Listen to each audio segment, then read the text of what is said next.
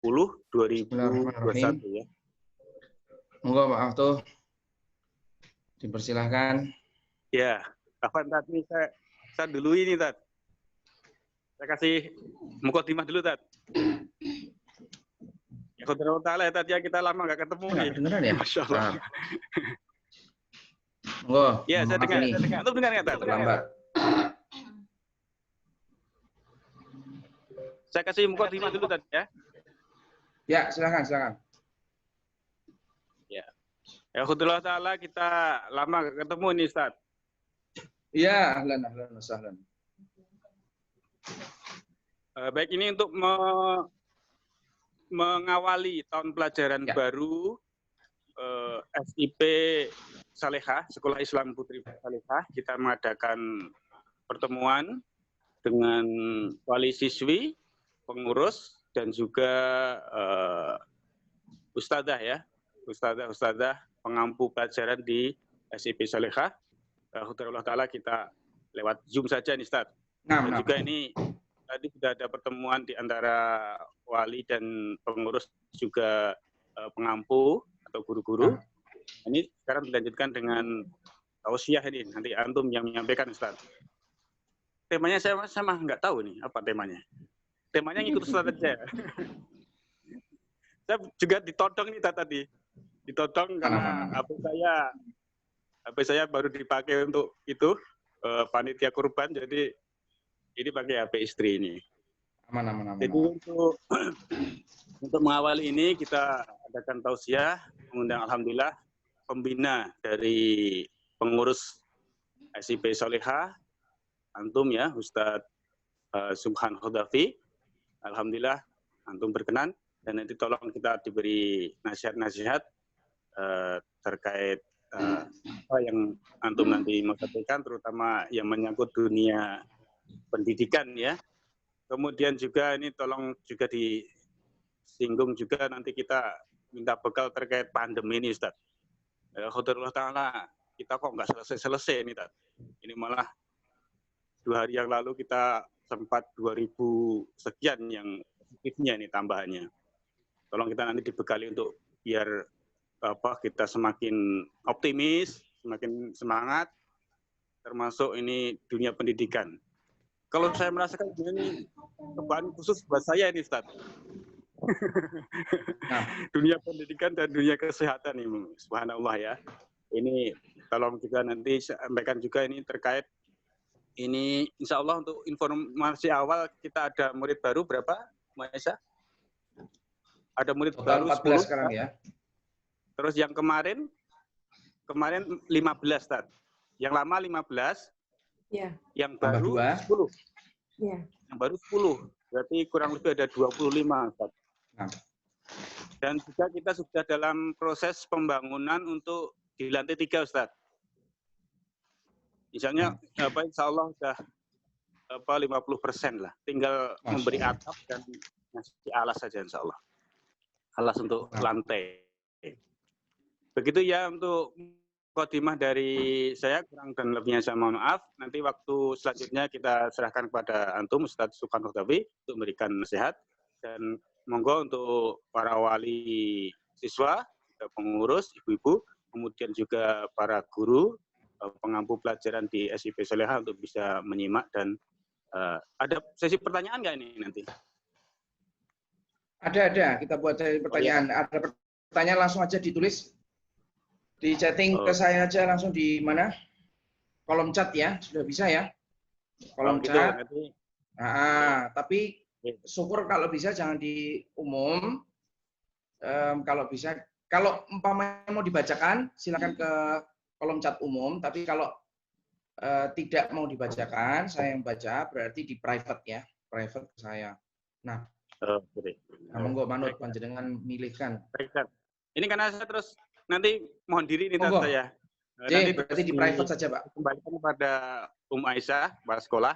Insyaallah. Demikian apa yang bisa saya sampaikan untuk pembukaan pada pagi hari ini. Kurang dan lebihnya saya mohon maaf. Subhanakallahumma bihamdika asyhadu an la ilaha illa anta astaghfiruka wa atubu ilaik. Assalamualaikum warahmatullahi wabarakatuh. Monggo Ustaz, langsung aja. Waalaikumsalam warahmatullahi wabarakatuh. Bismillahirrahmanirrahim. Alhamdulillahirabbil alamin. Nahmaduhu wa nasta'inuhu wa nastaghfiruhu wa nastahdihi wa na'udzu billahi min syururi anfusina wa min sayyiati a'malina. May yahdihillahu fala mudilla lahu wa may yudlilhu fala hadiya lahu. Asyhadu an la ilaha illallah wahdahu la syarika lahu wa asyhadu anna Muhammadan 'abduhu wa rasuluh. Allahumma salli wa sallim wa barik ala nabiyyina Muhammad wa ala alihi wa sahbihi wa man tabi'ahum bi ihsanin ila yaumiddin, amma ba'du. Pertama, saya mohon maaf terlebih dahulu kalau nanti terdengar ada suara ketok-ketok palu karena memang rumahnya baru dibangun, belum selesai sebenarnya, jadi mohon dimaklumi. Kemudian ya suara anak-anak kalau masuk harap dimaklumi juga, karena biarpun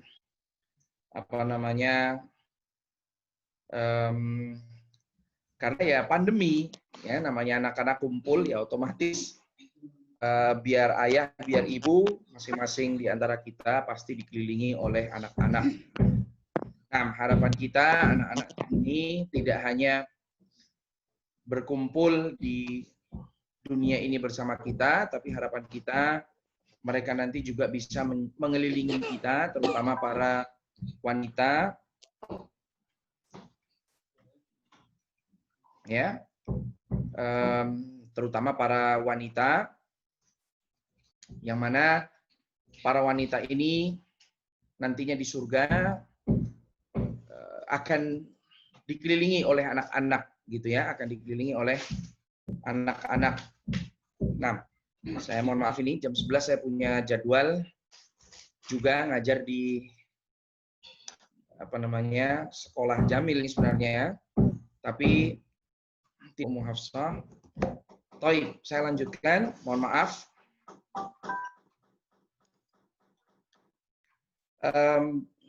Para asatidah yang dimuliakan oleh Allah Subhanahu wa taala, para pengurus, kemudian juga para wali santri yang dari sekolah Salihah yang dimuliakan oleh Allah Subhanahu wa taala.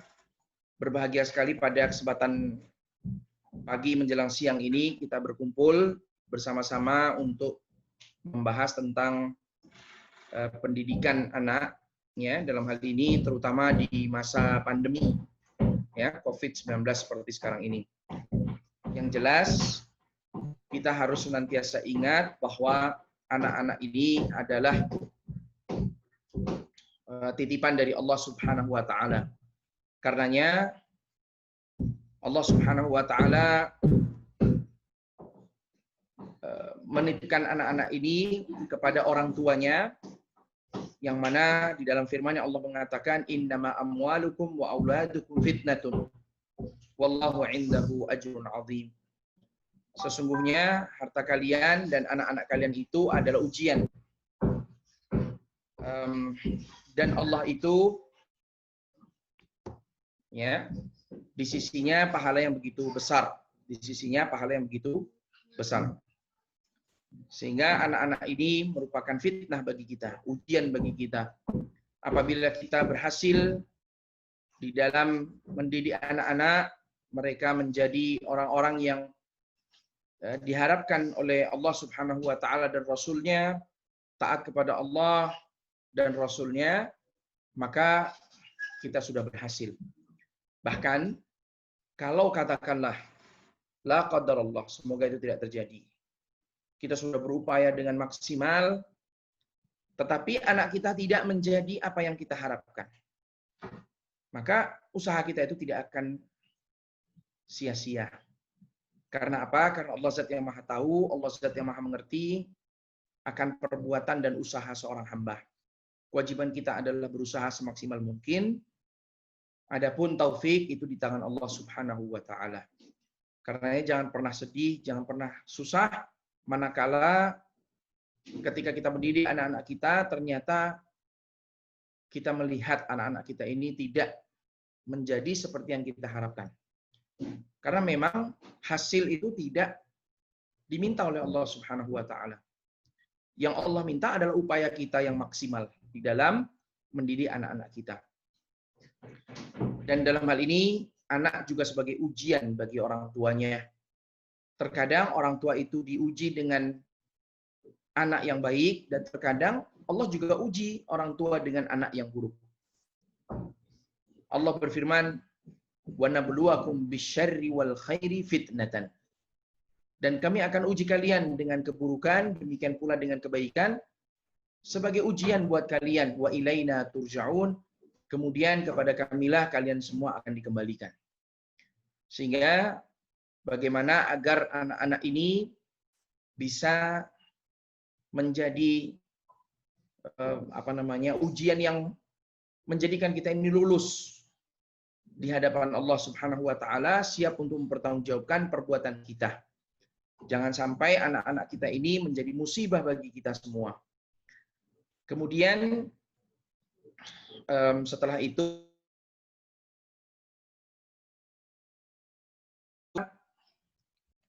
juga mengharapkan agar anak-anak kita ini menjadi anak-anak yang menjadi permata hati kita dan tidak menjadi siksaan bagi kita. Karena Allah berfirman, wala yu'jibuka amwaluhum. Ini berbicara tentang orang-orang munafik, yang mana orang-orang munafik ini kita diperingatkan agar kita tidak takjub dengan harta mereka. Allah mengatakan, wala tu'jibuka amwaluhum. Jangan sampai engkau itu takjub dengan harta orang-orang munafik. Wa auladuhum, dan jangan sampai engkau takjub dengan anak-anak mereka. Sekalipun mungkin harta mereka banyak, sekalipun mungkin anak-anak mereka ini molek-molek, cantik-cantik, soleh, kelihatannya ganteng-ganteng begitu ya. Tapi ini anak-anak orang munafik. Apa kata Allah? Innama yuridullahu an yu'adzibahum biha. Sesungguhnya Allah itu menjadikan mereka itu punya harta, menjadikan mereka orang-orang munafik itu punya anak-anak yang molek, yang ganteng, yang cantik, ya, yang menarik. Ini tujuan Allah agar apa? Agar Allah menyiksa mereka dengan harta dan anak-anak itu. Subhanallah.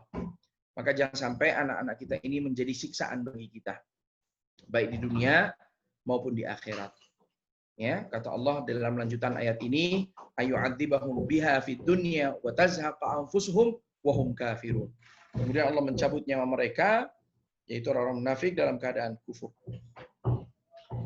Nah, jangan sampai anak-anak kita ini terlihat baik, tetapi ternyata kufur kepada Allah Subhanahu wa taala. Jangan sampai anak-anak kita ini terlihat molek begitu, tetapi ternyata itu menjadi ujian bagi kita baik di dunia maupun di akhirat. Ya. As'alullah salam wal afiyah. Semoga kita terselamatkan darinya. Karenanya ya, kita diharuskan di dalam Islam itu untuk menjaga kefitrahan anak. Jadi di dalam pendidikan anak kita harus menjaga kefitrahan mereka, karena anak-anak ini sebenarnya fitrahnya adalah baik. Anak-anak ini fitrahnya adalah mentauhidkan Allah Subhanahu wa taala. Nabi SAW pernah bersabda, kullu mauludin yuladu 'alal fitrah. Setiap anak itu dilahirkan dalam keadaan fitrahnya, mentauhidkan Allah, tunduk dan patuh kepada Allah. Kemudian dia berkenalan dengan orang tua yang paling banyak berinteraksi dengannya, fa abawahu yuhawidani au yunassirani au yumajjisani. Maka bapak ibunya lah yang menjadikan dia menjadi Yahudi, menjadikan dia sebagai seorang Nasrani, menjadikan dia sebagai seorang Majusi. Ya. Maksud dari hadis ini, ketika sang anak mulai berkenalan dengan orang tua, mulai mengenal lingkungan, anak ini akan terpengaruh dengan lingkungan yang ada. Kalau lingkungan itu baik, maka anak menjadi baik. Kalau lingkungan itu buruk, maka menjadi buruk. Kalau dia menjadi baik, berarti dia sesuai dengan fitrahnya. Tetapi kalau anak itu menjadi buruk, berarti dia bertentangan atau bertolak belakang dengan kefitrahannya. Nah, kewajiban kita sebagai orang tua mengembalikan mereka kepada fitrahnya. Fitrahnya mereka apa? Fitrahnya mereka adalah mentauhidkan Allah dan mengamalkan apa-apa yang diperintahkan oleh Allah dan Rasul-Nya. Berarti kita kembalikan mereka ke dalam trek yang benar, jalan yang benar. Kalau laki-laki, maka kita pastikan mereka ini sholat berjamaah di masjid. Kalau wanita, maka kita pastikan mereka ini melaksanakan sholat 5 waktu. Ya, kalau bisa ke masjid. Kalau tidak bisa, maka sholat di rumah. Tetapi pasti waktunya. Usahakan tepat seperti halnya dilakukannya di masjid. Dan menjaga betul-betul sholatnya, menjaga puasanya, ya, kemudian menghabiskan waktunya untuk ketaatan kepada Allah Subhanahu wa taala, bukan menghabiskan waktunya untuk perkara-perkara yang mubah ataupun bahkan perkara-perkara yang diharamkan oleh Allah Subhanahu wa taala.